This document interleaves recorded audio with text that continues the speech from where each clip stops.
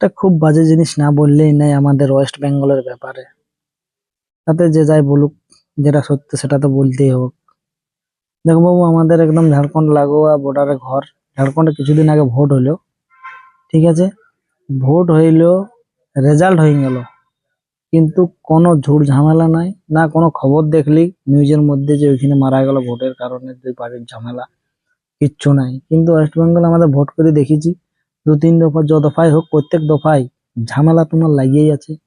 মানুষ মরবে কে, গুলি গালা লাগিয়েই আছে, বোম মানে তোমার বর্ষিবে কে, ডাং ঠেঙ্গা, ওটাও হবে। কোনো করার নেই। একটা স্কুলে ভোট করতেছিল এবারে, দিয়ে স্কুল থেকে দেখছি গ্রামের রাস্তাটা দেখা যাচ্ছে আর কি জানলা দিয়ে, কিন্তু দুটা পার্টির মধ্যে পুরো ডাং ঠেঙ্গা, শেষে বম ছুড়ে মারছে দেখছি এক পার্টিকে। এগুলো কেন হয়?